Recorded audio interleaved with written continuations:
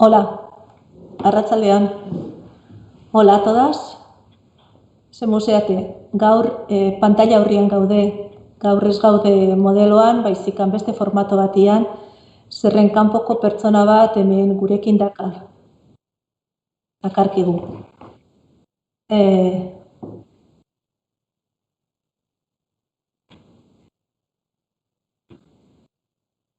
Barkatu zerren akoplatu zait hemen beste sonido bat, barkatu. Vale. Bueno, a ver, berriro hemen naiz. Beste sonido bat, YouTubeko sonidoak akoplatu zait, barkatu jazute. Bueno, presentatu behar dizuet Jaio, gurekin egongo dela arratsalde honetan, esposizio bat egingo digu, eta gero galderak izango dugu berari pasatzeko momentua. Ni jasoko ditu YouTubeen jartzen dezuten galdera horiek, eta esplikatuko diot aldan onena beak erantzuteko gure zalantzak. Buenas tardes a todos. Estaba dando la introducción en euskera, Jaio. Ya perdonarás, pero bueno, es a la gente a la que nos estamos dirigiendo en este momento. Quiero presentarte y para ello voy a explicar en unas líneas quién eres y cómo te siento. Yayo es antropóloga social y cultural y también es ingeniera agrícola. Una bonita combinación que le ha llevado a ser coordinadora de Ecologistas en Acción y otras actividades en las que persona y tierra se conjugan. Estuvo aquí en Zarauz invitada por la coordinadora de ONGs, Zarauzko Solidaritate Coordinadora, hace unos cuantos años y lo que nos dijo entonces nos embaucó a todas. Nos acordamos de ella muchas zarauztarras. Le seguimos en Twitter y en otros medios. Acudimos a sus conferencias cuando se acerca Donosti.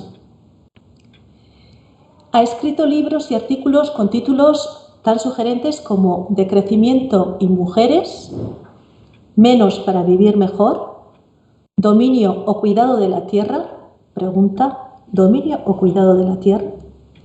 Por una recuperación de la condición humana en un mundo justo y sostenible. Adelante, solo existe el futuro y es nuestro. Las migraciones en el siglo de la gran prueba. Apuntes para repensar la vida en tiempos de emergencia. Con esto ya tenemos una idea de quién es Yayo y por dónde van a venir las propuestas que hoy nos trae. Le dije que le iba a presentar Goxo Goxo, porque ella es así, Goxo, pero firme en lo que piensa y en lo que dice. Adelante, Yayo, embáucanos.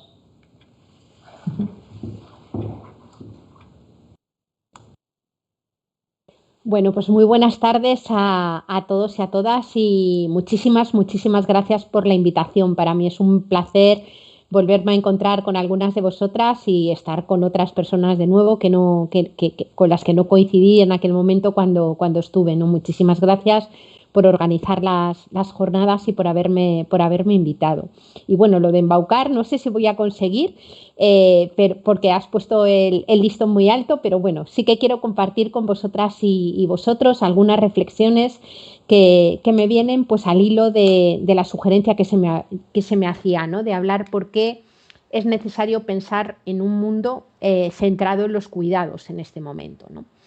Y voy a empezar planteando que estamos viviendo un momento en el que podría decirse que una parte de la humanidad y sobre todo algunas dinámicas económicas y políticas le han declarado la guerra a la vida. Es decir, se desarrollan en este momento de espaldas y en contraposición con las bases materiales que permiten sostener la vida humana. Y quiero empezar por ahí, haciendo una pequeña consideración o una pequeña reflexión que nos lleve a pensar qué es aquello que permite sostener las vidas. En general todas las vidas, pero en concreto la vida humana. O dicho de otra manera, ¿qué es lo que no puede faltar? ¿Qué es lo que no puede faltar para que cualquiera de las personas que estamos aquí conectadas hayamos podido llegar vivas desde el día que nacimos hasta el día de hoy? Y tenemos que considerar dos importantes dependencias materiales, que son insoslayables e inevitables para cualquier ser humano. En primer lugar, somos seres radicalmente ecodependientes. Somos una especie viva, un animal especial, pero un animal que transcurre y vive inserto en una trama de la vida, en una naturaleza de la cual formamos parte, somos naturaleza y de la que obtenemos todo, absolutamente todo, lo que necesitamos para sostener la existencia en común. Nos referimos, por ejemplo, al agua, absolutamente necesaria para toda nuestra actividad económica y para existir. Somos un 65% de agua que no es producida por los seres humanos. Es producida por un ciclo natural, que es el ciclo del agua, que no puede ser controlado o dominado a voluntad por ninguna actividad humana. Vivimos también, por ejemplo, de alimentos, que por supuesto son cultivados por personas, pero que no podrían salir adelante ni prosperarían esos cultivos si no fuera por la fotosíntesis, si no fuera por la mineralización que se da dentro de los suelos, es decir, si no fuera por otros factores naturales que de nuevo escapan al control de los seres humanos. Podemos pensar, por ejemplo, cómo necesitamos energía y en qué medida la necesitamos. La necesita la industria, la necesitamos para movernos, para iluminarnos, para calentarnos. Y esa energía, de nuevo, es producida a partir de minerales que están en la corteza de la Tierra, como es el carbón, el petróleo, el gas natural, el cobre, el platino, que son minerales que, de nuevo, nadie ha fabricado. Los seres humanos lo que hacemos en todo caso es extraerlos, ¿no? Planteo esto porque si bien todo, absolutamente todo, lo que garantiza nuestras condiciones de existencia proviene en primera instancia de la naturaleza, sin embargo hemos desarrollado culturas, sobre todo las culturas occidentales, en las que mayoritariamente nos consideramos desvinculados de esa naturaleza, como si la miráramos desde fuera y por encima, ¿no? Esto lo vemos muy bien, por ejemplo, cuando vamos a una facultad de ciencias económicas y nos encontramos con que, con suerte, hay una asignatura que se llama Economía de los Recursos Naturales, que con frecuencia es simplemente cuatrimestral y, como decía, con suerte igual es obligatoria, porque muchas veces es simplemente optativa, de tal modo que los y las economistas pueden salir titulados de una facultad de ciencias económicas considerando que la naturaleza es una especie de subconjunto dentro del campo de estudio económico y no más bien la economía un subconjunto dentro de la propia naturaleza en la que necesariamente está inscrita y sin la que no puede funcionar, ¿no? Quiero decir con esto que no hay economía sin naturaleza, como no hay tecnología sin naturaleza, como no hay vida humana sin naturaleza, ¿no? Una naturaleza que además tiene límites, límites físicos. Hay límites en lo que llamamos renovable, límites también en lo que llamamos no renovable y límites en los sumideros del planeta, que es aquello que permite que se degraden todos los residuos que generamos, ¿no? Residuos que genera toda la actividad que realizamos y que, si son biodegradables, son reincorporados a los ciclos naturales a partir de esos sumideros. Si no son biodegradables, quedan acumulados en el agua, en el aire, en la atmósfera, pues envenenando o enfermando nuestros ecosistemas y a nosotras, las personas, ¿no? Quiero abrir un paréntesis para decir que, como en todo, la contaminación, por ejemplo, aunque se dice tantas veces, como se decía con el virus, que el virus nos iguala a todas las personas, yo diría que no es cierto. La contaminación afecta en muchísima mayor medida a aquellas personas que son más pobres, básicamente porque viven más cerca de los lugares contaminados, en alrededor, digamos, infraestructuras que contaminan en mayor medida, pero la contaminación también afecta en mucha mayor medida desde la perspectiva de género. Y en este caso, simplemente a veces por cuestiones fisiológicas. Los cuerpos de las mujeres en general tienen un mayor contenido de tejido graso que funciona como bioacumulador y, por tanto, pues, contaminantes como son los alteradores hormonales, los disruptores endocrinos o algunos otros contaminantes persistentes enferman en mayor medida a las mujeres. No quiere decir esto que no enfermen al resto de las personas, pero a los cuerpos que fisiológicamente funcionan como cuerpos de mujeres se ven mucho más afectados por este tipo de productos que generan una buena parte de las patologías que a veces son muy mal diagnosticadas en la mayor parte de las consultas médicas, ¿no? Y bueno, cierro con esto el paréntesis. Por tanto, somos seres ecodependientes y estamos sujetos a los límites físicos de la Tierra. Pero hablaba de dos importantes dependencias materiales y la segunda viene dada por el hecho de que la vida humana transcurre inserta en otro territorio más próximo y más íntimo, que es nuestro propio cuerpo. Las vidas humanas se dan insertas en cuerpos que son vulnerables, en cuerpos que también como la Tierra son finitos, en cuerpos que necesitan ser cuidados y atendidos desde que nacen hasta que mueren, que tienen necesidades que nunca terminan, necesidad de alimentación, necesidad de descanso, necesidad de cuidados, necesidad de vivienda, necesidades sin las cuales no se pueden mantener vivos. Es obvio que una criatura recién nacida no puede sobrevivir a sus primeros años de vida si nadie la cuida.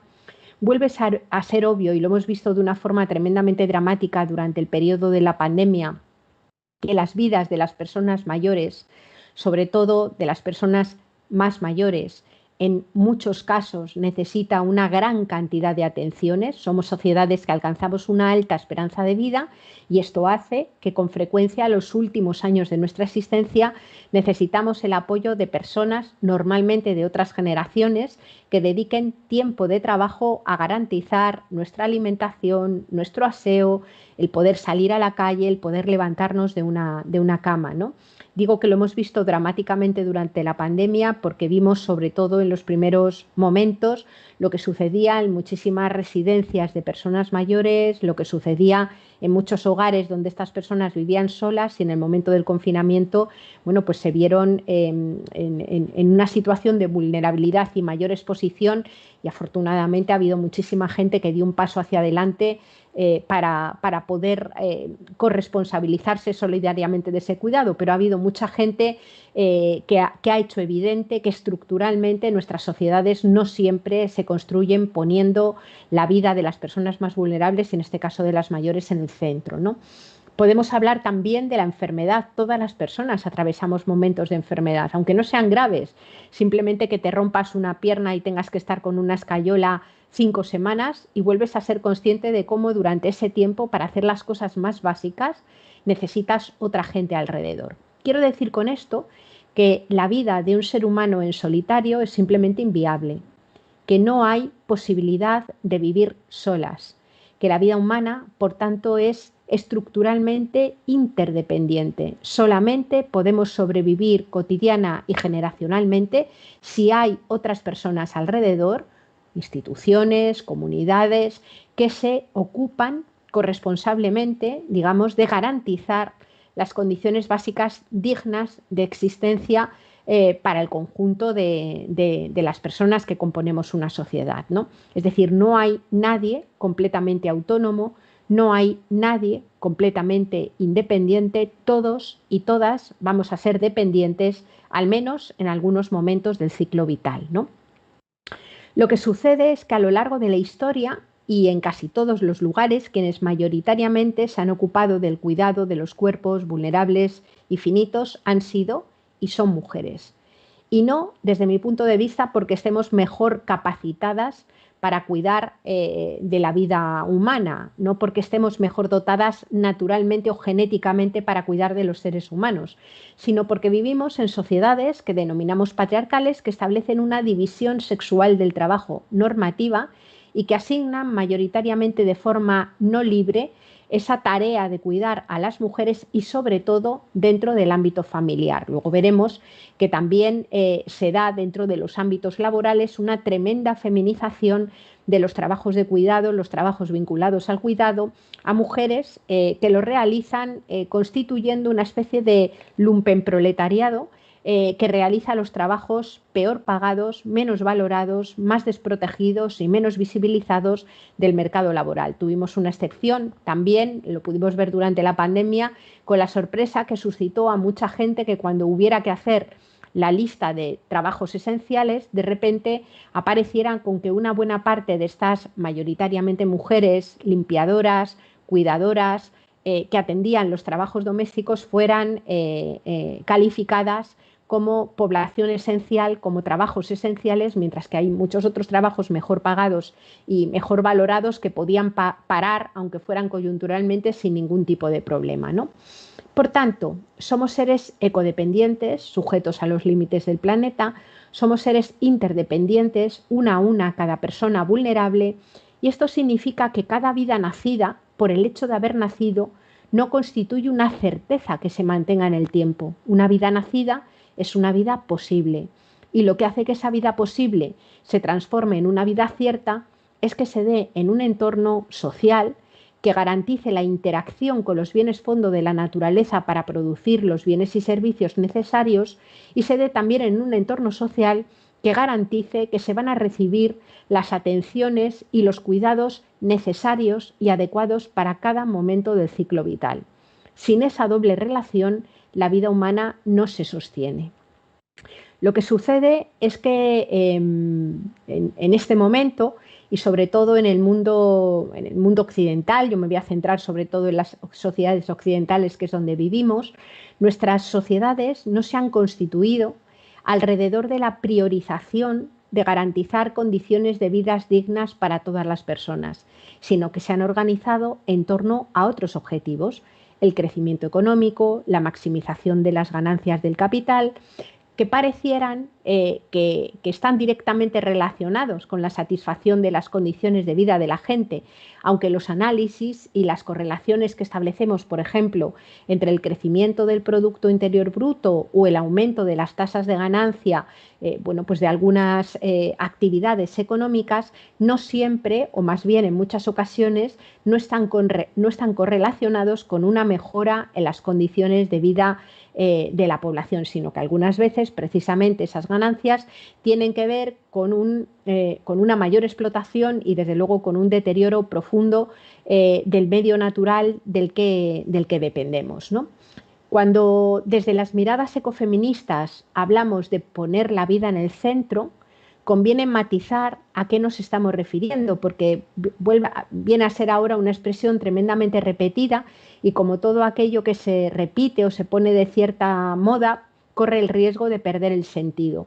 Cuando hablamos de poner la vida en el centro, de construir sociedades o políticas que pongan la vida en el centro, nos estamos refiriendo a sociedades o políticas que priorizan por encima de todo la garantía de condiciones básicas de existencia para el conjunto de las personas hablando de suministro mínimo de energía o de agua, estamos hablando de cuidados, estamos hablando de participación, estamos hablando, del derecho a vivir vidas no violentas, vidas libres de dominaciones, vidas no subyugadas, ¿no? Y además el derecho a hacer todas estas cosas o a tener todas estas cosas para todas las personas y no solamente para algunas, ¿no? A eso es a lo que nos referimos cuando decimos que queremos generar sociedades, políticas y culturas que pongan la vida en el centro, ¿no? Asumir esa radical ecodependencia e interdependencia de la vida humana y a la necesidad de cuidar esos bienes fondo, esas condiciones de existencia que permiten que la vida humana se pueda reproducir. Decía al principio que nos encontramos, sin embargo, en un momento de guerra contra la vida. Y no voy a invertir mucho tiempo, por el tiempo que tenemos, en hacer un diagnóstico profundo, pero sí querría relatar o al menos detallar algunos de los elementos que nos permiten en este momento decir que estamos viviendo un momento de guerra contra la vida. ¿Cuáles son algunos de esos síntomas, ¿no? Y defender que además todos ellos se encuentran completamente correlacionados e interconectados entre sí. Hablaré en primer lugar de una profunda crisis ecológica. Sabemos, y ahora es mucho más trabajado afortunadamente toda la cuestión del cambio climático, digo afortunadamente porque a pesar de que es un problema que se llevaba denunciando y advirtiendo sobre él prácticamente desde los años 80, hasta hace muy, muy poquitos años no ha entrado en las agendas políticas económicas con fuerza.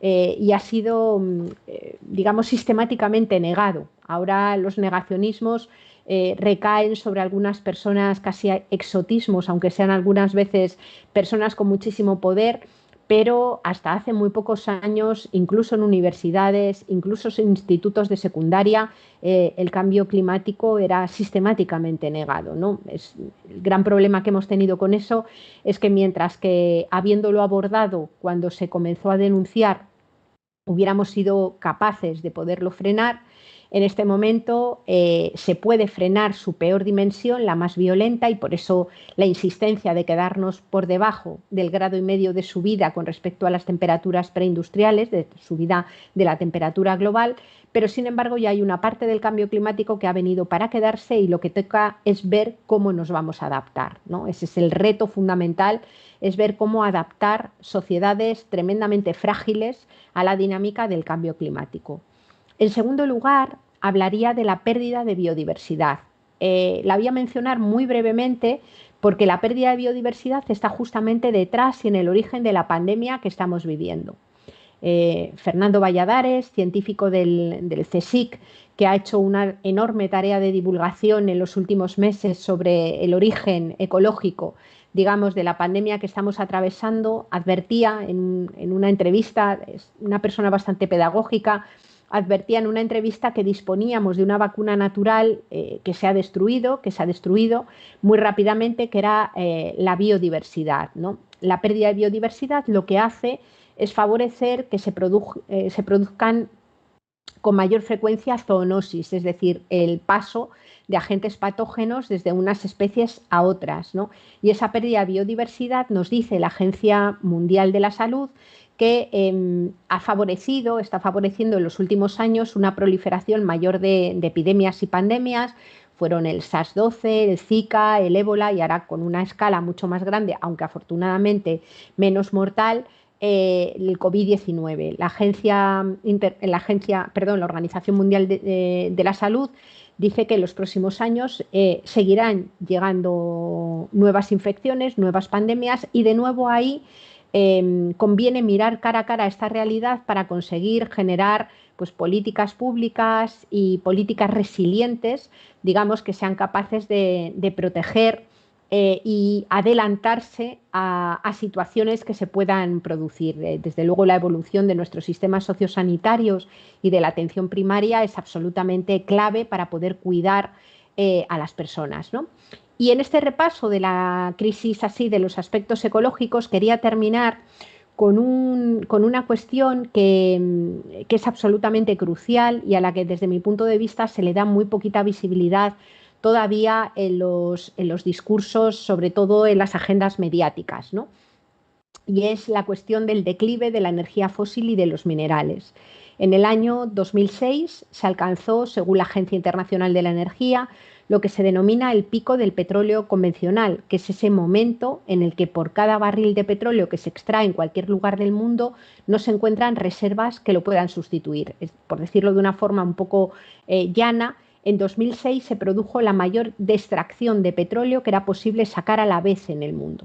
A partir de ese momento, las cantidades de petróleo globales que se pueden extraer son menores por puro agotamiento, o sería más correcto decir, por puro agotamiento, digamos, de los yacimientos fáciles de extraer. Queda petróleo, mucho petróleo, en lugares que son tan difíciles de extraer o hay que gastar tanto dinero en extraerlos que hace prácticamente inviable su extracción. Hace 2 años ya, Brufao, presidente de Repsol, hablaba y contaba en una entrevista para el periódico Expansión cómo Repsol estaba desinvirtiendo todo lo que tenía en petróleo. Y la semana pasada uno de los jeques más poderosos de Arabia Saudita concedió una entrevista diciendo en qué medida se están desplomando las extracciones de petróleo desde Arabia Saudita, ¿no? Y este rollo de petróleo lo cuento porque, sin embargo, podríamos decir que vivimos en un mundo que come petróleo. En este momento, el modelo globalizado, industrializado, es profundamente petrodependiente y energívoro, tanto en las formas de producir, en la industria, en la agricultura, tanto, por ejemplo, el petróleo que se utiliza para sostener los modelos urbanos, pensemos en grandes urbes, en donde no se produce nada que sirva para estar vivo y todo tiene que ser metido y sacado, los residuos de la ciudad, utilizando camiones que dependen de la energía fósil, ¿no?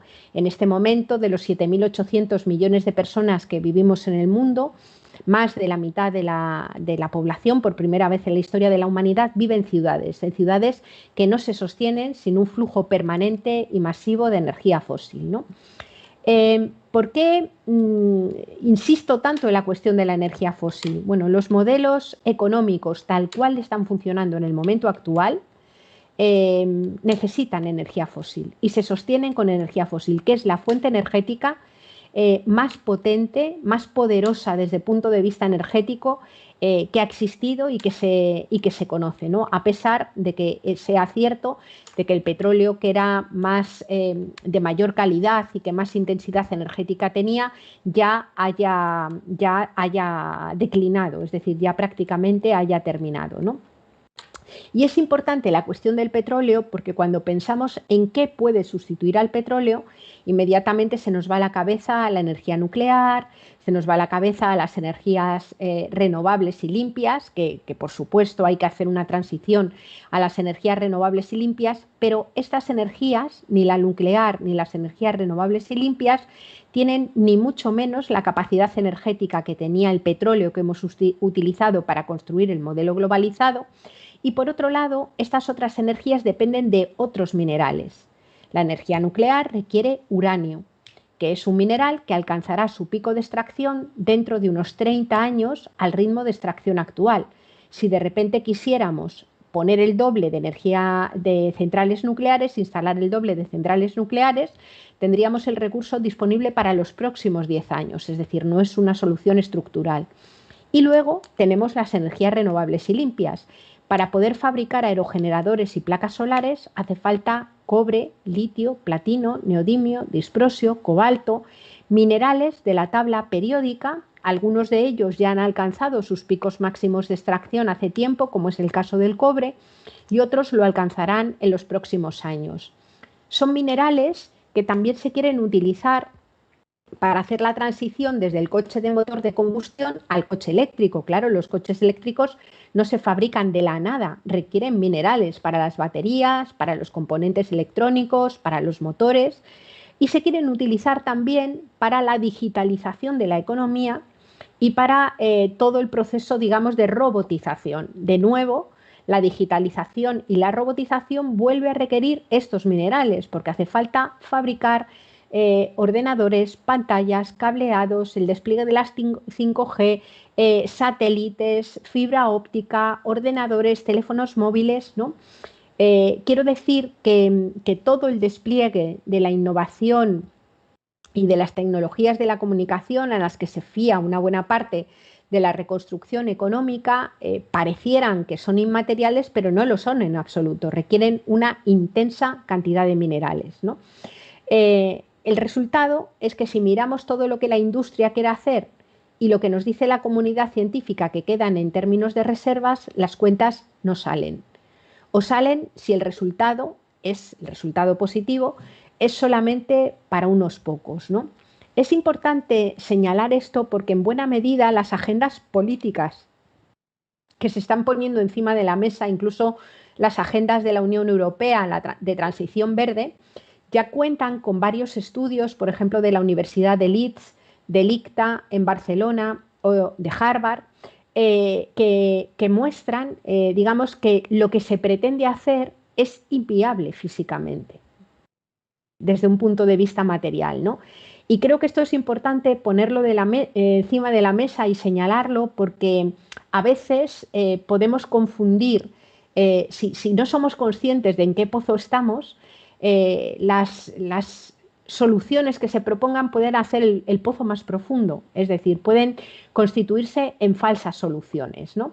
Por tanto, esto me parece importante señalarlo. Hablar de energía, hablar de materiales, hablar de cambio climático no es un tema, creo yo, que deba de quedar a expensas o en la responsabilidad solamente de personas ingenieras o de personas técnicas, porque es un tema del que depende básicamente la de poder construir vidas en las que las personas tengan hueco, en las que no nos dejemos a mucha gente atrás y la vida pueda ser cuidada. Desde ese punto de vista es un tema político de primer orden y es un tema ético de primer orden, ¿no? Por tanto, me parece que hablar de todas estas cuestiones es hablar de cómo vamos a construir la vida en común en este mundo de límites superado, en este mundo en crisis, ¿no? Si nos preguntamos de dónde están viniendo ahora mismo una buena parte de la energía y de los minerales que quedan en el planeta, los nombres de los países nos van a sonar un montón.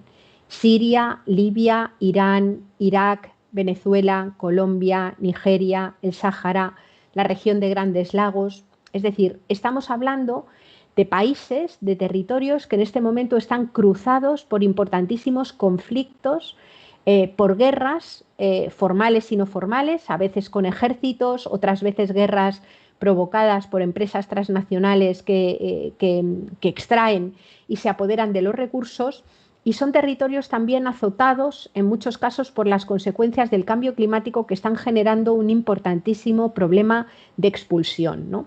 Hay personas que ya no pueden vivir en sus territorios porque se han transformado en inhabitables a causa de la sequía, a causa de la contaminación, son zonas de sacrificio, o a causa del extractivismo, o son inhabitables porque se han transformado en lugares tremendamente violentos en donde la acumulación por desposesión y el despojo están haciendo que se transformen en lugares invivibles, ¿no? Muchas de estas personas son expulsadas, se marchan a las ciudades de sus propios países, algunos países más cercanos, y otras siguen el mismo camino que las materias primas que son extraídas de sus lugares de procedencia, el camino de los países del sur global al del norte. Hoy estamos viendo en la prensa y en las noticias toda la cuestión de las personas jóvenes que han intentado llegar a Ceuta, que intentan llegar a nado a Ceuta. No es la primera ocasión, es decir, estamos viendo cómo sistemáticamente personas migrantes intentan llegar a las fronteras del mundo rico, no solamente en Europa, también en Estados Unidos o en otros lugares, y ahí se encuentran vallas. Yo lo que quería señalar es que si las vallas que rodean el mundo rico, además de no dejar entrar a las personas migrantes, no dejaran entrar el petróleo, el carbón, el gas natural, los minerales, la pesca o los alimentos que vienen de los países de esas personas migrantes, la Europa rica no dura ni 2 meses. Lo que quiero decir es que todos, absolutamente todos los países que hoy llamamos desarrollados, son países que tienen huellas ecológicas que superan con mucho lo que posibilitan sus propios territorios, es decir, que viven con muchos más recursos de los que hay dentro de sus propios territorios, que han adoptado modelos de desarrollo y modelos de consumo que superan con mucho lo que sería posible consumir si tuviéramos que valernos con lo que hay dentro de nuestros propios territorios. El Estado español, por ejemplo, es un lugar en el que se depende en un 90% de energía del exterior, en un 85% de minerales del exterior. Y estoy hablando en términos de media. Luego, si vemos dentro el Estado español, pues nos damos cuenta que lugares como la Comunidad de Madrid, como el País Vasco, como Cataluña o como Valencia, que son polos, por así, de más desarrollo, tienen también o ejercen también una tremenda presión sobre los territorios de lugares como Andalucía, Extremadura o las Castillas, digamos que hacen el papel de sur dentro del sur, ¿no? De sur dentro del norte, digamos, sobre todo en insumos de biomasa, ¿no? Esto es importante tenerlo en cuenta cuando queremos hablar desde la perspectiva del cuidado de la vida y cuando además queremos extender el cuidado de la vida a todas las personas, no solamente a unas pocas, ¿no? Es decir, esas dinámicas de expulsión que se están produciendo en el momento actual y que están generando una enorme movilidad migratoria que no ha hecho más que comenzar. Todas las previsiones de Naciones Unidas, de ACNUR, nos dicen que los movimientos migratorios van a elevarse, es decir, van a crecer. Bueno, pues nos colocan delante de unos conflictos éticos importantes. Saber si vamos a atender la cuestión migratoria considerando a las personas migrantes como una amenaza, como un problema de seguridad, o si vamos a atender la cuestión migratoria como un problema ético y político que tiene que ver con un desigual uso de los recursos, con un despojo violento de los recursos y con un desigual también impacto, digamos, de las cuestiones que tienen que ver con los residuos y la contaminación. A fin de cuentas, el cambio climático no es más que un gigantesco problema de residuos y de contaminación, en este caso, gases de efecto invernadero, ¿no?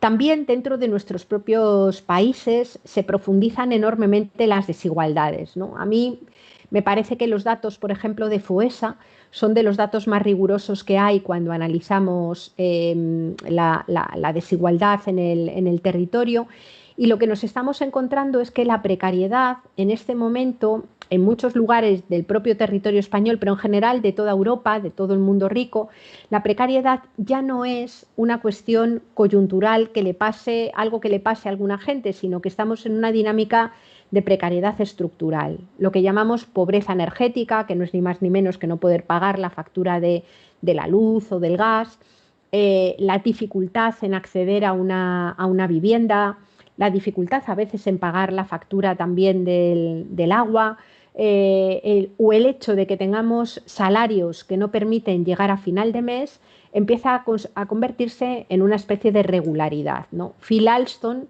que es el relator sobre pobreza extrema de Naciones Unidas, justamente antes de la pandemia, en enero de 2020, hacía un recorrido por el territorio del Estado español, recorrió en general el sur de Europa, y en sus conclusiones planteaba que había visto enclaves, hábitats de personas en donde se vivía, bueno, pues que en las mismas condiciones que se podía vivir en algunos campos de refugiados, ¿no? Es decir, que la pobreza, la precariedad empieza a ser algo estructural, ¿no? Probablemente todas conozcamos alguna persona, yo tengo a mi alrededor pues chicos y chicas jóvenes, hijos de amigos y amigas que han terminado hace poco sus estudios universitarios, han hecho un máster, hablan magníficamente inglés, y cuando salen al mercado laboral, estoy hablando de gente que ha estudiado una ingeniería, se encuentra de repente con que tiene un salario de 1.000, 1.100 euros, que en una ciudad, por ejemplo, como Madrid, que son los casos que yo conozco, impide poder independizarte de ninguna de las maneras. En todo caso, podrás vivir en una habitación compartida en un piso, pero mucha gente joven tiene enormes dificultades para desarrollar proyectos vitales propios, para poder decidir si quieren abordar la maternidad o no la quieren abordar. Es decir, que ese proceso, digamos, de empobrecimiento generalizado de muchos sectores, mientras que hay otros cada vez más pequeños que se enriquecen mucho más, es una regularidad que se va dando también prácticamente en todo el mundo, ¿no? Claro, una se pregunta cómo es posible que en una sociedad que se autodenomina sociedad del conocimiento hayamos podido generar formas de organizar la vida en común que ponen cada vez más difícil la supervivencia para las personas, desde luego de forma tremendamente desigual si eres pobre o si no lo eres, de forma tremendamente desigual si eres una persona no blanca que si eres blanca, o de forma tremendamente desigual si eres mujer o no lo eres, ¿no? Pero conviene preguntarse dónde nos podemos encontrar esas trabas. Y creo que la pandemia nos ha ofrecido algunos momentos o algunas reflexiones interesantes para pensar, ¿no? O sea, a mí me llamó mucho la atención, y mira que llevo tiempo trabajando sobre estas cosas, cómo justamente cuando se declara el estado de alarma y empieza el confinamiento, se producen una serie de cambios vertiginosos dentro de los lugares donde vivíamos, ¿no? En primer lugar, mejoró la calidad del aire de una forma brutal, de una forma rapidísima, es decir, en todo el mundo, no solamente en el Estado español, China, el norte de Italia, cuanta más contaminada estuviera una ciudad, mayor, o sea, digamos, más tremendo o más sorprendente fue el cambio, ¿no? ¿Os acordáis de aquellas noticias en los periódicos que hablaban de que algunos jabalíes habían bajado hasta el borde de las ciudades, de una forma a veces excesivamente romantizada desde mi punto de vista, ¿no? Pero es verdad que la gente, mis amigos, mi familia de Madrid me llamaba y me decía, ostras, que huele la primavera, que se oyen cantar pájaros, ¿no? Fue como que de repente la calidad del aire mejoró. También se desplomaron las emisiones de gases de efecto invernadero. Nunca se habían desplomado, jamás. Solamente se habían ralentizado un poco durante la crisis de 2008, pero se pudo comprobar con una nitidez clara que cuando frena el sistema económico dominante que tenemos, las emisiones de gases de efecto invernadero disminuyen. Y si no, no disminuyen, ¿no? En este orden de cosas. Pero no solamente pasó eso, sino que pasó que el gobierno central de repente prohibió desahuciar, prohibió cortar la luz, prohibió cortar el agua, prohibió los despidos y lo que hizo fue tratar de canalizarlos a los ERTES, ¿no? Se estableció con una aplicación desde mi punto de vista pésima un ingreso mínimo vital, pero se estableció, es decir, pareció que era necesario contar con un ingreso mínimo vital, ¿no? ¿Por qué planteo todas esas cosas? Pues porque en el periodo de normalidad previo, cuando las cosas van bien, parece que hay que asumir que hay que respirar aire que te envenena. No nos olvidemos que los sitios con más mortalidad por coronavirus fueron los lugares en donde se había estado respirando aire contaminado los 10 o 15 años anteriores, porque el respirar cotidianamente ese aire te convierte en población de riesgo, ¿no? No solamente eso, sino que todas esas medidas reclamadas por muchos movimientos sociales y organizaciones de cooperación y solidaridad que conformaron lo que se llamó el escudo social o el plan de choque social, se dice que habitualmente que son financieramente inviables, ¿no? Y yo quería llamar la atención sobre eso, ¿no? Sobre el hecho de que en los periodos de normalidad, cuando la economía le va bien, sea financieramente inviable proteger condiciones básicas de existencia que, por otro lado, están reconocidas en la Declaración de los Derechos Humanos y forman parte de lo que recoge nuestro texto constitucional, es decir, que hay, cuando no se garantizan, estamos, por así decir, en una situación de alegalidad, por así decir, en cuanto al cumplimiento de la Declaración Vinculante de los Derechos Humanos y a nuestro propio texto constitucional. Y hay que esperar como un periodo de excepcionalidad, ¿no? Si a mí alguien me hubiera dicho como ecologistas que me iba a dar rabia ver un informe de Ecologistas en Acción sobre calidad del aire que mostrara que había mejorado enormemente, no me lo hubiera creído nunca, ¿no? Pero me dio mucha rabia. Me dio mucha rabia porque esa mejora de la calidad del aire no era el fruto de una política pública y de un cambio en las formas de vida, sino que era el resultado de una desgracia que se ha llevado por delante a una parte importante de nuestras personas más mayores sin despedidas, sin besos, sin abrazos, que han cerrado a mujeres maltratadas dentro de sus hogares con sus maltratadores, que ha acabado con toda una red de economía informal que era de lo único que vivían muchas otras personas que han quedado descubiertas de otro tipo de ayudas o de otro tipo de protecciones, ¿no? Y esto era un poco lo que quería señalar. Es decir, tenemos un importante problema si componemos modelos económicos que se contraponen con la salud, con el bienestar o con la seguridad de las vidas buenas, ¿no? Pareciera en todos estos debates de si priorizar la economía o la salud, de si priorizar las medidas sanitarias o las económicas, nos encontramos ante una encrucijada endiablada. O sea, lo razonable es pensar tener economías que no sean incompatibles o que no sean contrarias al cuidado y a la salud, que no sean incompatibles con el bienestar de las personas, ¿no? Y creo que ahí es donde tenemos el gran tema y el gran reto a trabajar, ¿no? Hemos incorporado, hemos diseñado unas economías que desde mi punto de vista han adoptado una especie de fundamentalismo religioso, y es que todo merece la pena ser sacrificado con tal de que la economía crezca. Y cuando digo todo, es todo. Digo el territorio, las condiciones de vida, las condiciones de existencia, y ese es el tema que yo creo que sobre el que debemos reflexionar y sobre el que debemos trabajar, ¿no? Desde mi punto de vista, deberíamos avanzar a una forma de organizar la vida en común que esté construida sobre un dato y 3 principios, ¿no? El dato es el inevitable decrecimiento de la esfera material de la economía. La economía va a decrecer materialmente, con materialmente quiero decir al uso de energía y de materiales, queramos o no queramos. No es una opción, va a decrecer materialmente, es lo que nos está diciendo la comunidad científica y por tanto las posibilidades que tenemos de afrontar esa cuestión es hacerlo o por la vía de que cada cual se las apañe como pueda, que representará pues, un blindaje de los privilegios de las élites y una expulsión de mucha gente a condiciones de vida de marginalidad, o por una vía que, sin embargo, emprenda importantes transformaciones, que deben de estar regidas, a mi juicio, por 3 principios. El primero de ellos es el principio de suficiencia, mucho más fácil de plantear que de suscitar el debate. El principio de suficiencia apela a aprender a vivir con lo suficiente. Esto significa que habrá personas que necesiten más energía, más agua, más alimentos, porque no tienen lo suficiente, pero que hay otras muchas que tenemos que aprender a vivir con mucho menos energía, mucho menos transporte, mucha menos movilidad, mucha menos ropa, mucho más producto que dure y muchas menos cosas de usar y tirar, ¿no? Ese principio de suficiencia va ligado al segundo de los principios, que es el del reparto.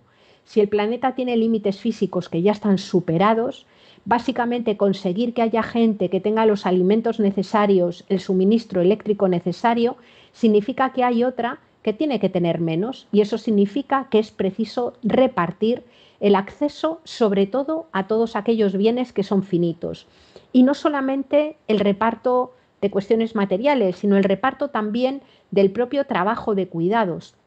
El tiempo de trabajo para cuidar es también un bien limitado que recae mayoritariamente sobre mujeres y es preciso repartir las obligaciones que comporta tener cuerpo y ser especie entre todas las personas y también con las comunidades, las instituciones, incluso las propias empresas que debieran estar obligadas a hacerse corresponsablemente del cuidado de la vida, hacerse cargo corresponsablemente del cuidado de la vida, puesto que es en otros espacios en donde se fabrica y mantiene, dicho de una forma un poco coloquial, una materia prima esencial para el proceso productivo como es la mano de obra, ¿no? Y el tercero de los principios es el propio cuidado. El cuidado, no tanto en este caso me refiero al cuidado como el cuidado a una persona a la que hay que cambiar un pañal o el cuidado a una persona que no puede comer por ella misma, sino al cuidado como faro y palanca del conjunto de la política, ¿no? Podemos pensar en políticas públicas que estén pensadas desde el cuidado de la vida, conscientes de esa ecodependencia e interdependencia y en otras políticas públicas que no lo son. Podemos pensar una ley de extranjería desde la perspectiva del cuidado a las personas. Podemos pensar en la fiscalidad, en la reforma laboral, en una ley de vivienda desde la perspectiva del cuidado de las personas. Pensar en los servicios públicos desde la perspectiva de las necesidades y el cuidado de las personas. Esto obliga a debatir y a reflexionar sobre cuáles son las necesidades humanas que hay que satisfacer, no tanto cuáles son las demandas, porque solo demanda quien puede pagar esa demanda, sin embargo necesidades tenemos todos y todas, ¿no? Hay muchas instituciones que ya están haciendo cosas verdaderamente interesantes. Desde mi punto de vista, los gobiernos locales son los que están haciendo las cosas más interesantes y además los más importantes, en mi opinión, aunque es verdad que muchas veces tienen muchas menos competencias y se ven atados de pies y manos para hacer muchas cosas que habría que hacer, pero digamos que desde el ámbito local, desde los gobiernos locales, es desde mi punto de vista desde donde más posibilidades hay de pensar las necesidades de la gente más aterrizadas a lo cotidiano, ¿no? A los barrios, a los municipios, a los pueblos, y donde es posible pensar en ese municipalismo entendido, digamos, como la política pública, por un lado, aliada con comunidades, con movimientos sociales, con colectivos que en todos los lados trabajan un poco con el mismo propósito, ¿no? Configurando una especie de alianzas público-comunitarias que desde mi punto de vista es importante realizar, ¿no? Y luego, al margen de las políticas públicas, es cierto que hay muchas personas autoorganizadas que están poniéndose en marcha y realizando proyectos que yo creo que son importantes laboratorios de experiencias, ¿no?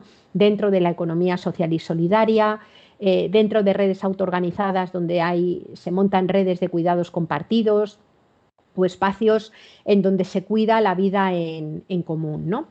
Desde mi punto de vista, probablemente estemos en un momento en el que tengamos una cierta inflación de distopía y de relato distópico, aunque creo que es necesario hacerlo para ver dónde estamos y por tanto ver por dónde podríamos avanzar. Y quizás tengamos más carencia o estemos más pobres, digamos, en relato utópico, ¿no? Y yo creo que esa es una tarea que tenemos por delante, diseñar utopías que permitan, que hagan que los horizontes de deseo sean compatibles con los límites materiales que tenemos, ¿no? Y diseñar utopías, no digo diseñar relatos fantásticos, me estoy refiriendo a esto que decía Paulo Freire, que señalaba la utopía como aquello inédito que no había pasado pero que era viable, ¿no? Y pensar esa vida en común desde otra perspectiva es clave. Eso requiere activar la imaginación, que desde mi punto de vista tiene mucho que ver con entroncar con la memoria y también con lo colectivo, ¿no? Es mucho más fácil imaginar o activar esa imaginación, entrenarla, cuando lo hacemos colectivamente. Para mí es bastante importante hacerlo, porque el gran riesgo que tiene centrarte solamente en la mirada más distópica es que se puede llegar a hacer la distopía tremendamente conservadora y podemos acostumbrarnos a hablar antes del fin del mundo y asumirlo que del fin del propio capitalismo, ¿no? Por tanto, me parece que el diseñar esa mirada o el pensar y entrenar esa mirada de la utopía es absolutamente crucial. Y termino diciendo que para mí es solamente ni más ni menos que una cuestión de una cuestión de amor por la vida, por la gente, por la tierra, y no me refiero a esa idea del amor romántico ligado al sacrificio, me refiero a un amor social, un amor político, a esa radical voluntad de hacernos cargo unas de otras como rasgo inherente de la vida, ¿no? A un estímulo, digamos, de las relaciones de apoyo mutuo y de cooperación que, por otra parte, son las que han permitido que nuestra especie haya podido evolucionar pues desde hace 200.000 años que apareció hasta el momento actual, ¿no? Es verdad que la vida ha estado también plagada de competencia y de violencia, pero sí ha prosperado mayoritariamente gracias a la idea de lo común, gracias a la idea de comunidad, gracias a la idea de apoyo mutuo y cooperación, ¿no? Y por tanto termino pues invitando a explorar estas utopías, invitando a explorar estos caminos. Y nada, muchísimas gracias por haberme escuchado y yo encantada ahora de escucharos a vosotras y de compartir todo lo que tengáis ganas de compartir. Gracias. ¡Wow! ¡Wow! Gracias, Yayo, por traernos estas reflexiones que yo creo que a todos nos han parecido reales y que muchas veces no nos atrevemos a pensar. Pasamos por la vida y nos entretenemos con otro montón de cosas, las aficiones, los intereses, esas cosas en las que paramos todos los días, la familia, los cuidados, porque hay veces que no nos atrevemos a pensar en muchas de las cosas que hoy nos has traído aquí. Yo creo que hay mucho, has hecho además una buena secuencia de dónde venimos, ¿no? Qué tenemos por delante, y bueno, has terminado con un poquito de futuro, con un poquito de que hay posibilidades de hacer cosas, aunque estas sean muy diferentes a las que venimos haciendo. Yo creo que hay muchísimas cosas aquí para poder desgranar y muchísimas en las que cada una habremos parado según nuestra conciencia nos está dando, ¿no? Esos países que has nombrado hay Libia, Siria, Irán, Venezuela, todos países en conflicto y que están siendo extraídos de sus materias, de las materias que poseen y que están llegando a nosotros de alguna manera. Esa conciencia que se nos remueve al oír estas cosas, ¿no? Bueno, aquí hay algunas preguntas que se vienen planteando, te voy a presentar algunas, pero mientras tanto, Gloria tiene una pregunta directa o más de una, no sé, que quiere formularte. Adelante, Gloria.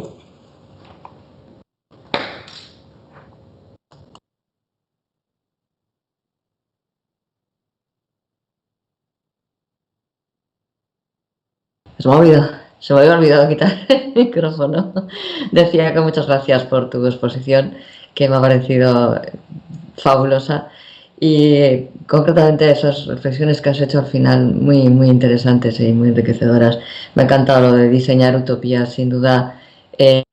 La utopía siempre es algo que ha acompañado al ser humano, pero creo que ahora, en los tiempos que corren, y concretamente atendiendo a la crisis climática, es urgente diseñar esas utopías nuevas.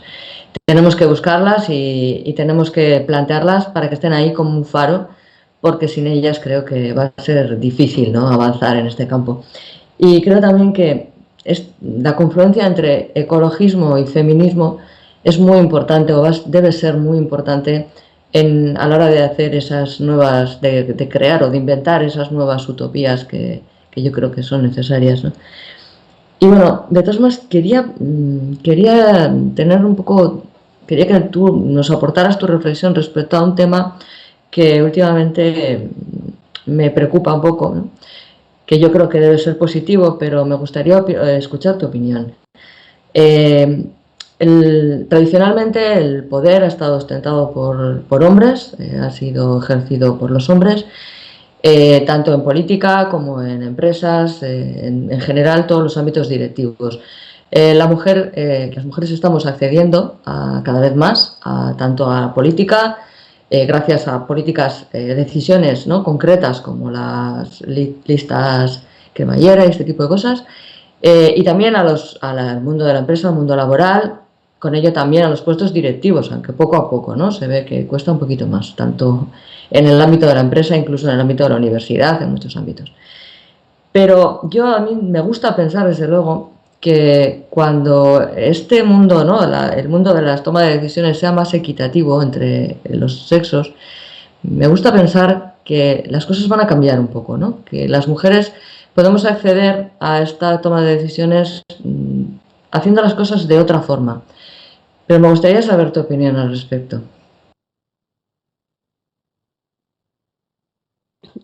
Bueno, a mí me parece que yo, por supuesto, que todos los avances que se han producido en listas cremalleras, en listas paritarias y tal, y en acceso paritario, me parecen fundamentales. Es decir, independientemente de quiénes sean las mujeres que accedan, ahora explico por qué digo esto, me parece que las listas paritarias son cruciales. Con esto a veces hay bastante debate y te dicen, no, quien tenga méritos, ¿no? Pero es que, claro, la mayor parte de los hombres que acceden a estos puestos no es que sean precisamente brillantes. Entonces, desde mi punto de vista, me parece que, primero, que aumenta la calidad enorme, aumenta de una forma grande la calidad de los hombres que participan en política, cuando no son todos y hay que escoger entre la mitad, por así decir. Y luego, por otro lado, me parece que, y a lo mejor suena un poco mal que lo diga, ¿no?, pero creo que las mujeres tenemos el mismo derecho que los hombres, incluso a tener personas no tan brillantes dentro de las instituciones, el mismo que tienen ellos, ¿no? Entonces, dicho que, entonces, por una parte, ese planteamiento me parece clave. Ahora bien, desde el punto de vista de las transformaciones, a mí me parece que lo que necesitamos son fundamentalmente que lleguen a las instituciones políticas feministas. Es decir, no todas las mujeres que llegan a las instituciones son mujeres que pongan en el centro una política feminista, y por una política feminista me refiero a unas políticas que pongan en el centro la vida, que traten de erradicar cualquier tipo de violencia, de subyugación y de dominación sobre cualquier tipo de persona, ya sea por una cuestión de etnia, de raza, de género, de sexo, de cualquier tipo de discriminación, ¿no? Lo digo esto porque hay algunas mujeres que llegan a cargos políticos altos. Yo soy natural de la ciudad de Madrid y tengo experiencia interesante al respecto, ¿no?, que llegan a cargos políticos altos y realmente se comportan como hombres honorarios. Es decir, no se ve una gran diferencia, digamos, en planteamiento y demás. Por tanto, a mí lo que me parece, una vez que he dicho que la paridad me parece clave y que creo que tenemos el derecho a estar ahí, independientemente de quién sea, me parece que lo deseable o lo que yo desearía es que lleguen cuantas más mujeres mejor, que tengan una buena base feminista y que tengan ese principio de la centralidad de la vida ahí, no solamente para el tipo de desempeño político hacia la ciudadanía que hacen, sino también incluso para construir una institucionalidad que sea menos enferma. O sea, yo he tenido la experiencia, bueno, tú esto, Gloria, lo conoces mucho más que yo nunca he estado en las instituciones, ¿no? Pero sí he tenido la experiencia en los últimos años de muchas amigas que han llegado en procesos políticos a las instituciones y, ostras, yo las he visto enfermar por el espacio violento que es en cuanto a las relaciones, pero también el espacio violento en cuanto al uso del tiempo, ¿no? Cómo, digamos, qué tipo de agendas, qué tipo de institucionalidades generamos que realmente hacen invivibles las vidas de muchas personas que dais un paso al frente y entráis dentro de las instituciones públicas, ¿no? Entonces, desde mi punto de vista, es tanto en la forma de construir partido político, tanto en la forma de construir institucionalidad, me parece que hace falta mucho feminismo.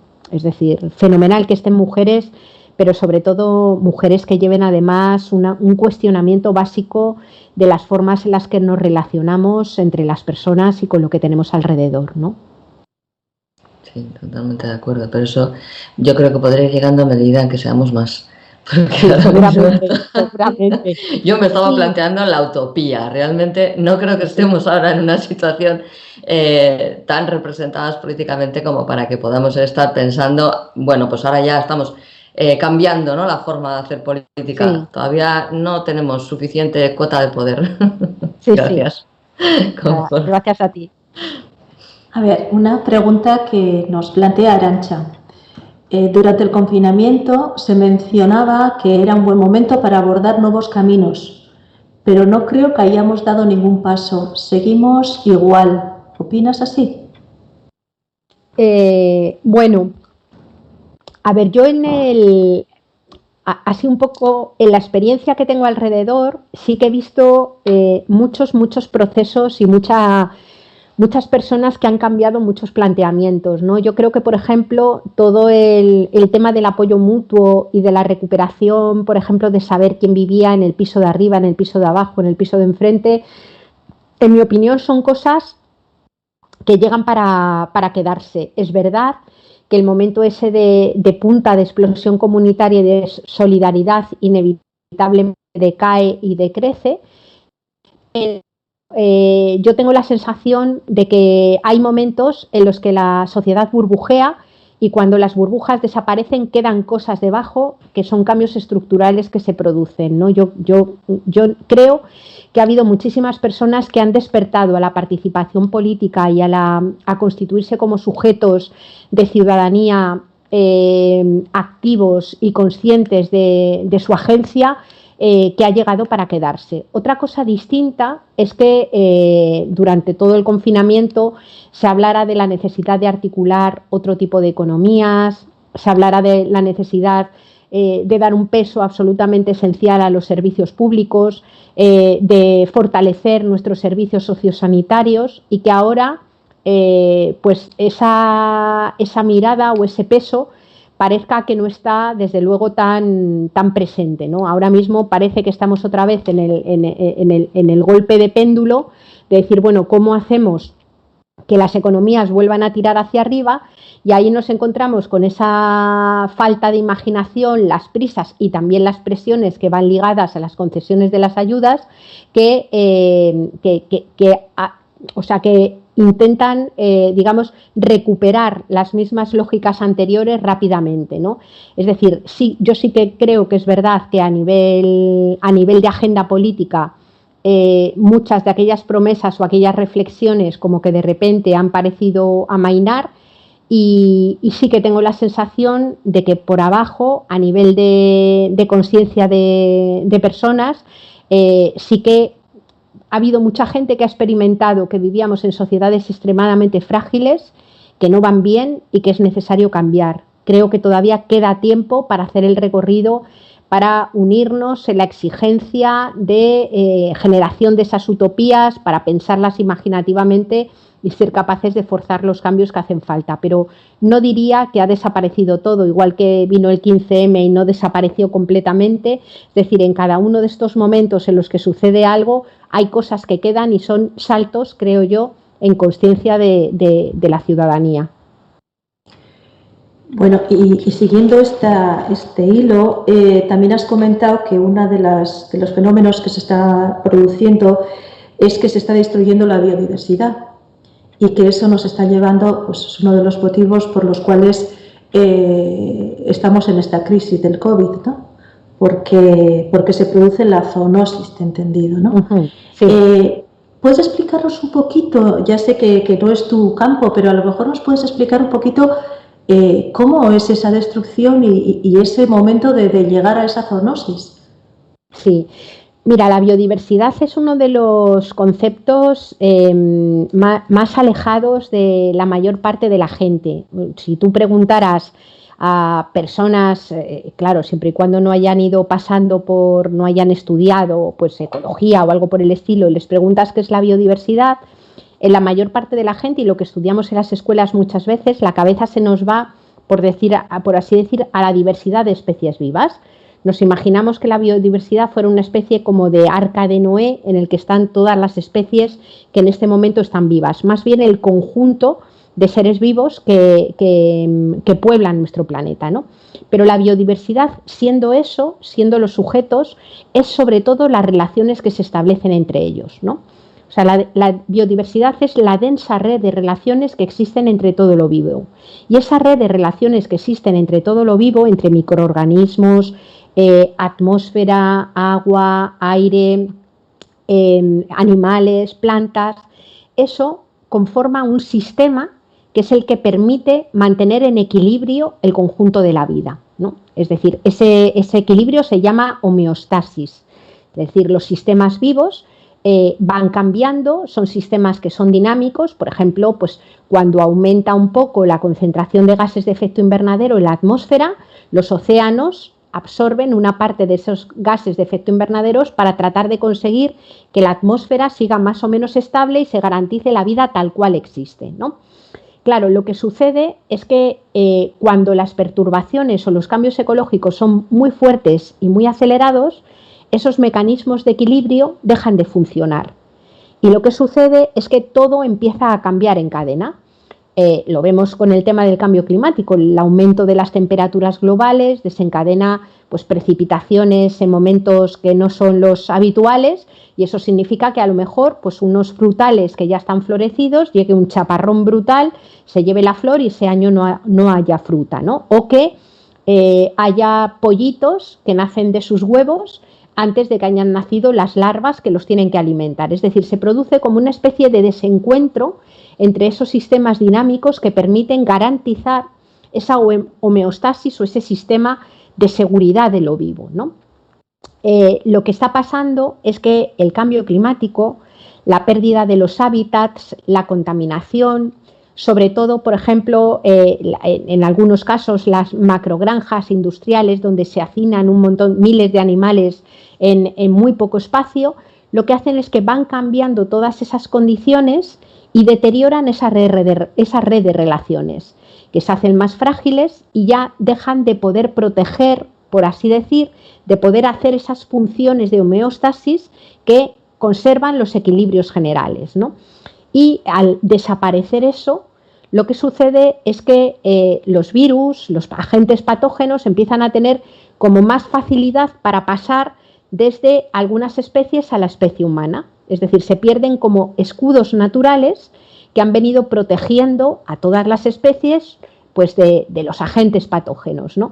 Y eso es un poco lo que está pasando. En China, en este caso con la COVID-19, parece que el origen estuvo en el consumo de animales salvajes que por la pérdida de biodiversidad habían estado afectados por virus que estaban en algunos murciélagos. Pero, por ejemplo, cuando fue el SARS-12, la gripe aviar, se produjo por el hacinamiento en granjas que de repente metes en ámbitos totalmente artificializados. Imagínate, metes a decenas de miles de aves o a miles de cerdos, por ejemplo, en las macrogranjas porcinas, donde además de constituir verdaderos campos de maltrato a la vida animal, se terminan generando producciones que son totalmente insalubres desde el punto de vista humano, ¿no? Es por ahí un poco por donde va el tema, lo vivo, la vida, que es un proyecto, el conjunto de la vida, que es un proyecto que viene durando 3.800 millones de años, ha ido evolucionando, generando sistemas que defienden la propia vida, es decir, que la permiten que se mantenga aun en circunstancias a veces hostiles. Ahora mismo lo que sucede es que en pleno cambio climático, declive de energía, procesos de contaminación masiva, a la vez, digamos, el conjunto de esos sistemas vivos se va deteriorando cada vez más, ¿no? Y por tanto nos quedamos pues en unas condiciones mucho más precarias desde el punto de vista de esas resistencias naturales. Gracias, ya lo tengo más claro. Se están presentando preguntas. Muy bien. Eso, la gente se está animando en este momento. A ver, Miren nos dice, creo que podemos avanzar en lo micro, pero nunca, o eso cree, pone un interrogante, nos dejarán llegar a lo macro. Las impacientes, ¿tenemos alguna esperanza? A ver, yo creo que nos vamos a encontrar con circunstancias tremendamente cambiantes cada vez más en los próximos años. Es decir, igual que nadie esperaba la pandemia y ha sucedido, nos vamos a ver con lo que nos dice la comunidad científica, es que digamos los cambios vertiginosos en las dinámicas naturales y tal van a ir sobreviniendo en los próximos años de una forma acelerada. Lo que quiero decir es que todo el panorama, todo lo que tenemos por delante está extraordinariamente abierto y cambiante, ¿no? Yo creo que la articulación por abajo, desde luego, es absolutamente fundamental. Es fundamental primero porque resuelve condiciones de vida de gente concreta, y segundo, porque genera laboratorios de experiencia que en un momento determinado puedan ser laboratorios de experiencia necesarios para llevar a la política pública, ¿no? Fíjate que ahora mismo se está dando una paradoja bastante curiosa, Miren, ¿no?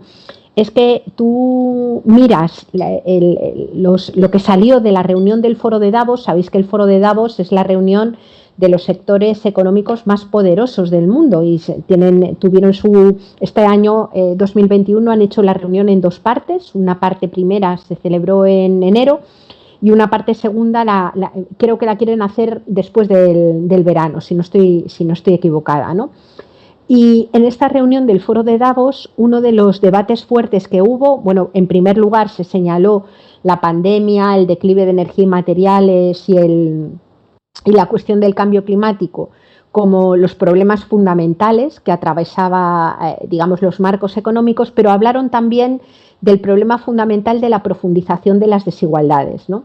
E incluso personas que no tienen, que no es que no son personas o no son debates en donde lo que esté en el centro sean nuestras vidas y les importe nuestro bienestar, les importa el dinero que ganan, pero incluso desde esa perspectiva lo que venían a plantear es que el capitalismo globalizado tiene que levantar el pie del acelerador. Es decir, que es tan brutal la presión de los últimos años que es peligroso incluso desde el mantenimiento del propio sistema socioeconómico. Esto se correlaciona también con el hecho, por ejemplo, de que Joe Biden, que vamos, desde luego no es Donald Trump, pero tampoco vamos a decir que es un progresista radical, esté hablando de la necesidad de subir impuestos y de la necesidad de dar un frenazo, digamos, a la presión socioeconómica si no queremos que todo se nos desplome. Y es un poco lo mismo que en este momento están planteando el Banco Mundial y el Fondo Monetario Internacional. Es decir, en este momento hay una coyuntura polarizada, es decir, por un lado hay una emergencia importante de ultraderechismos y movimientos de corte neofascista que es extremadamente liberales, además, que mientras señalan chivos expiatorios que en realidad no tienen culpa, defienden unas medidas ultraliberales y seguir apretando y pisando el acelerador. Y sin embargo tenemos otros sectores, incluso dentro de la política mainstream, digo, no son sectores tremendamente revolucionarios, que están hablando de la necesidad de recuperar un cierto keynesianismo dentro de la economía, es decir, mantener servicios públicos y fortalecerlos, aumentar una fiscalidad progresiva, hablan incluso de una renta básica universal para garantizar que las personas puedan acceder a los mínimos que necesitan aunque no tengan empleo, es decir, que empiezan a ser conscientes de que incluso la propia gallina de los huevos de oro del capitalismo mainstream se desploma si no se hace nada para actuar con un poco más de prudencia, ¿no? Digo, esto dentro de lo mainstream, que no es, no estamos hablando de personas que se estén planteando un cambio radical de modelo, ¿no? Por tanto, lo que quiero decir es que yo creo que nos vamos a ver delante de hechos que ahora mismo nos parecen absolutamente imprevisibles y, por tanto, lo que me parece y creo es que debemos articularnos para que nos pille lo mejor posible. Es decir, en este marco de polarización puede ser que surja el todo contra todos o puede ser que surjan estrategias más de cooperación, de reparto de la riqueza. Y desde mi punto de vista, para las personas que estamos articuladas en movimientos sociales o para personas que participan en la política desde estas miradas éticas, yo creo que el gran reto ahora mismo es trabajar todo lo que podamos para que cuando vengan circunstancias hostiles sea más fácil que surja la cooperación que la lucha de todos contra todos, ¿no? Y creo que muchas cosas pueden ser posibles, cambios políticos abruptos. O sea, yo ahora mismo, por ejemplo, estoy flipada con el tema de Chile, ¿no?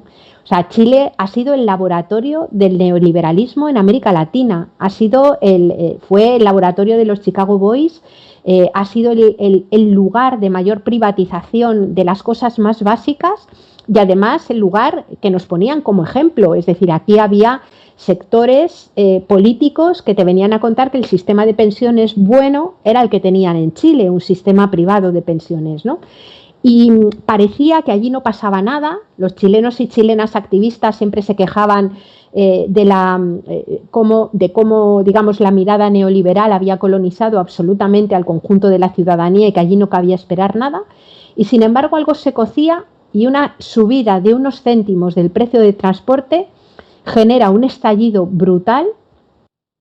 A mí me pilló estar en Chile los 2 primeros meses del estallido y yo aluciné con aquellas manifestaciones y con los cabildos y asambleas locales y barriales que se montaron en 15 días, de gente que aparentemente no estaba organizada ni tenía cultura política de la organización, pero lo cierto es que por abajo pasaban cosas, por abajo sí que había gente organizada, y cuando surgió todo el estallido, lo que sucedió es que toda aquella gente fue capaz de tirar y de poner semillas para que sobre todo la pulsión de generar otra cosa diferente saliera, ¿no? Y el resultado de todo eso ha sido que el domingo pasado se celebraron las elecciones para elegir a los constituyentes y resulta que es que una parte importantísima de la gente es gente que viene de abajo, una parte mayoritaria de la gente son mujeres feministas y, digamos, la derecha más heredera del pinochetismo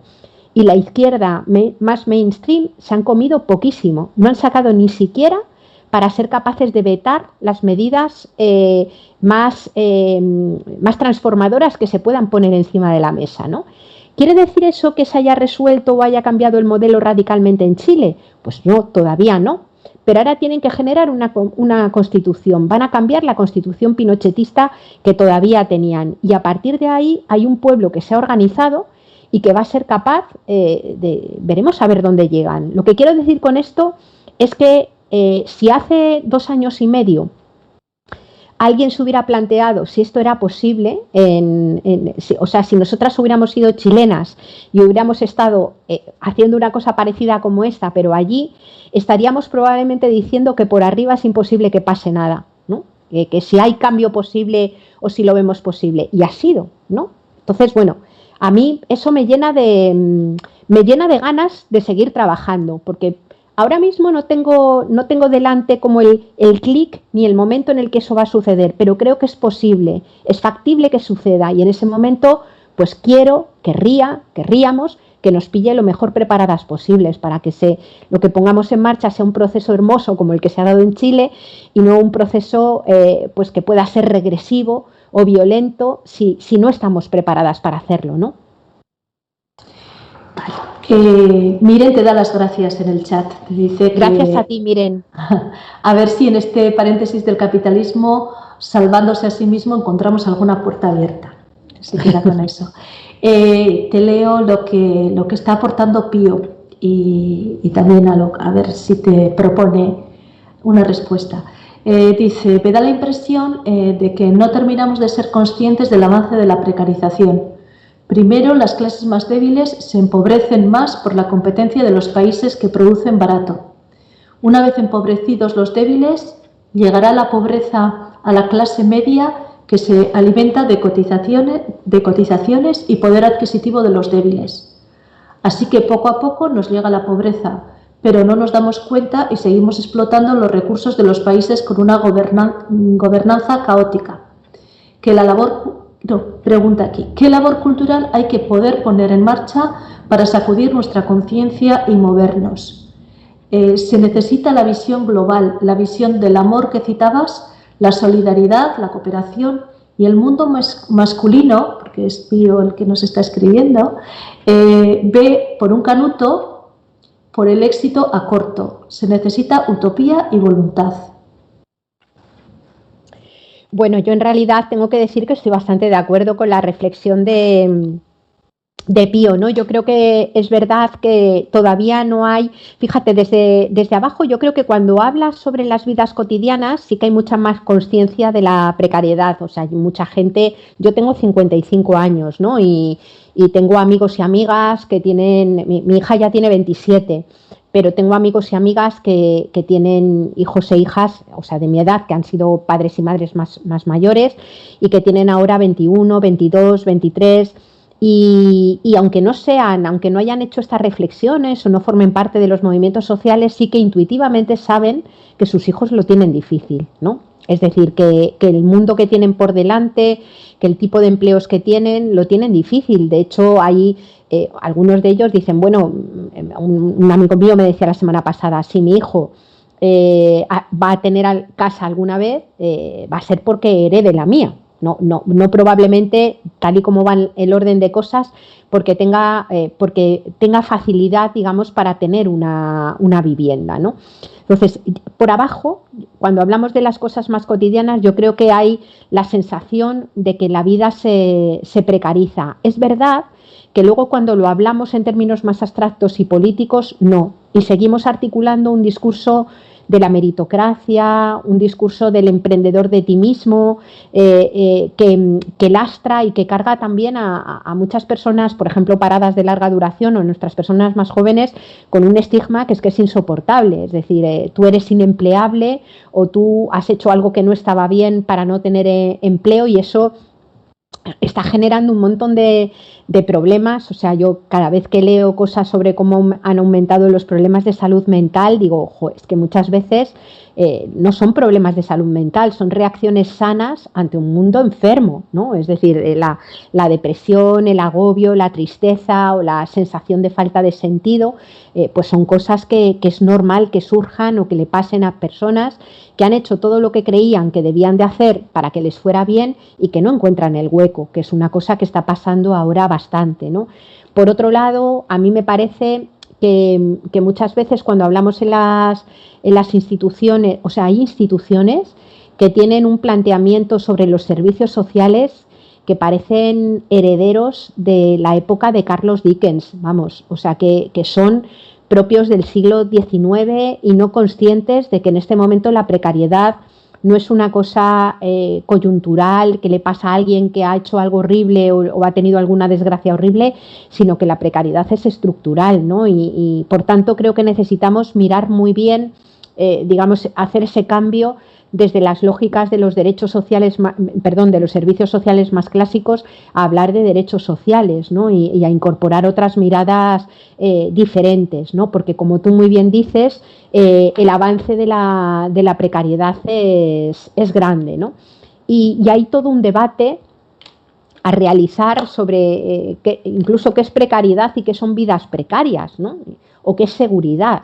O sea, con frecuencia hablamos de seguridad y nos referimos al blindaje de las élites y vivimos vidas poco seguras. Yo creo que la pandemia reflejó de forma clara la fragilidad de los modelos económicos y la falta de seguridad para las personas, me refiero, no para los negocios, ¿no? Que en el caso de la pandemia también ha sido falta de seguridad para los propios negocios, ¿no? Por tanto, coincido contigo en esa falta de percepción, y no será porque no hay datos, porque como os decía, los informes de FOESA, que sabéis que es una fundación que es mayoritariamente de Cáritas, son unos informes excelentes donde vienen desde hace muchos años planteando toda esta cuestión de la profundización de las desigualdades y de la precariedad, ¿no?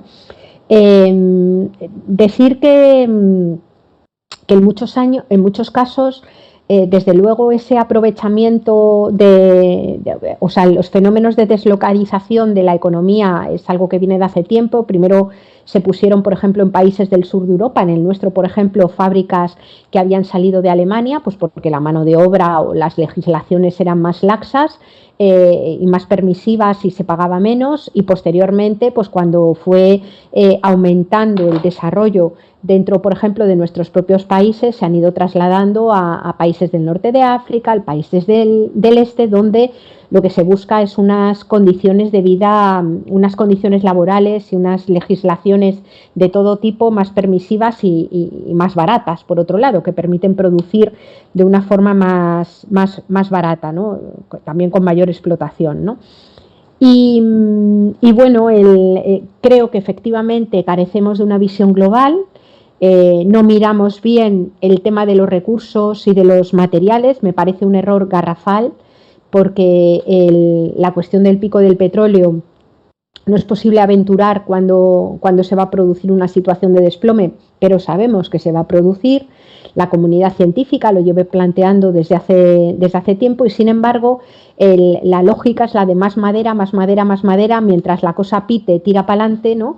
Y estamos perdiendo la oportunidad de utilizar recursos finitos para hacer precisamente las transiciones y hacerlas de una forma más razonable, ¿no? Entonces eso es un lío. Y en cuanto a lo que tú estabas señalando, a ver, yo creo que la masculinidad normativa, yo no diría todos los hombres, hay muchos hombres trabajando en nuevas masculinidades, en formas diferentes de mirar, que yo valoro enormemente, ¿no? Pero es verdad que la masculinidad normativa ha sido una masculinidad desvinculada y desgajada, digamos, de los bienestares y los malestares de las vidas cotidianas. Han sido mayoritariamente mujeres, también de forma normativa, las que han tenido en el centro o han puesto en el centro o han vivido de forma obligada, digamos, los malestares y bienestares de la vida cotidiana. Y ese mirar por el canuto que tú decías es la estrechez de construir el sentido vital en torno al éxito, a la potencia, al poder, que es propio de la masculinidad normativa y que además genera tremendo malestar para los hombres, porque no entre todos los hombres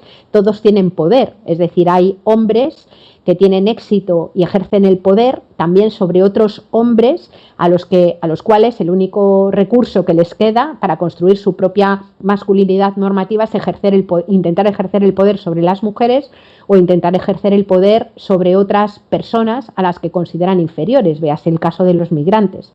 O sea, a mí me llama muchísimo la atención cada vez que veo una persona obrera, mal pagada, precaria, con un trabajo absolutamente explotado, que en lugar de organizarse y dirigir su cabreo a la persona que le emplea y que se está forrando para explotarle, lo que hace es básicamente dirigirlo hacia una persona migrante que en modo alguno le está quitando el empleo.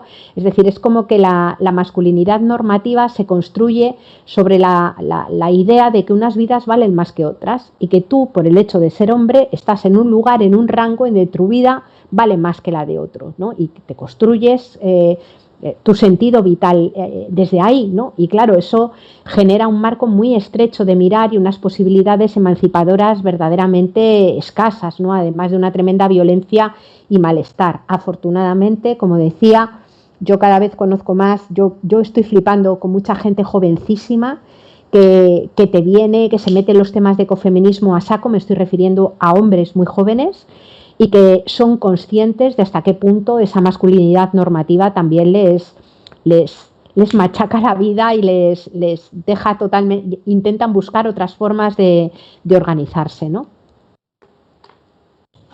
Muy bien, tenemos que ir terminando y quería poner aquí en este momento...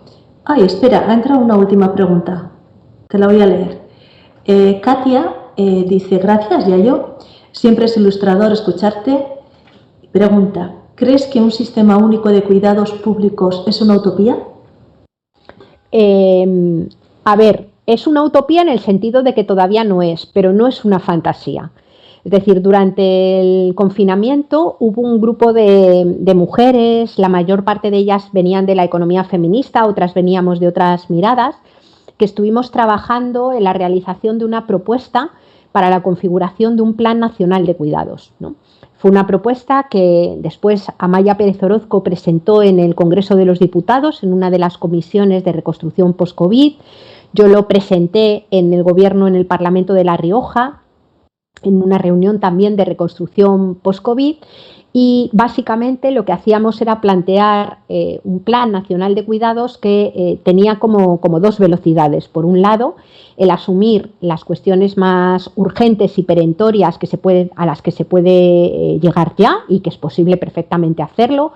Hablábamos pues del cuidado de niños y niñas, escuelas infantiles en la etapa 0-6 que sean dignas, que no sean solo guarderías, sino que sean espacios que educan y que cuidan, a la vez que permiten, digamos, la corresponsabilidad. Hablábamos de unas residencias de mayores o unos dispositivos de cuidados a personas mayores que dignifiquen la vida de las personas mayores y a la vez la cuiden en condiciones decentes.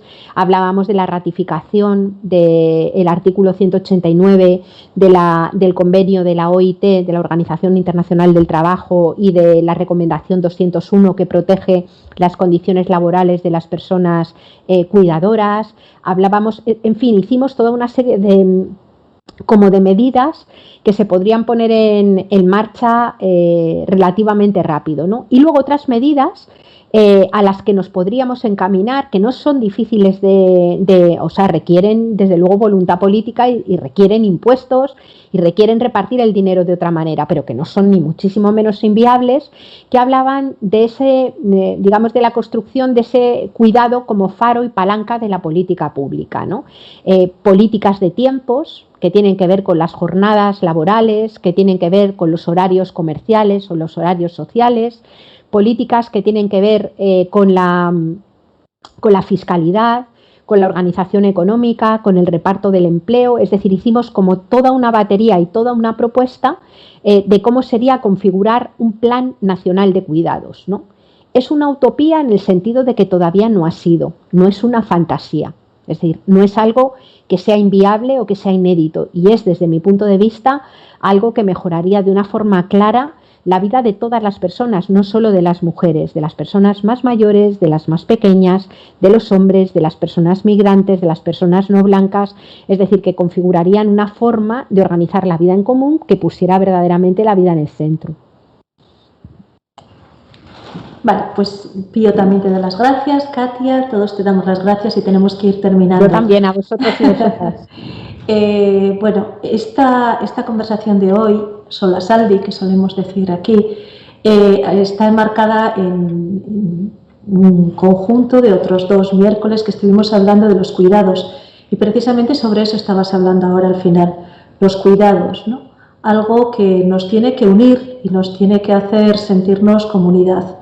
Creo que le voy a dar ya el paso a Gloria, porque ella se va a despedir de todos nosotros y de ti, poniendo algo de esto aquí delante y, bueno, pues trayéndonos eso, pues un futuro de cuidados que tiene que ser bonito y agradable para todos.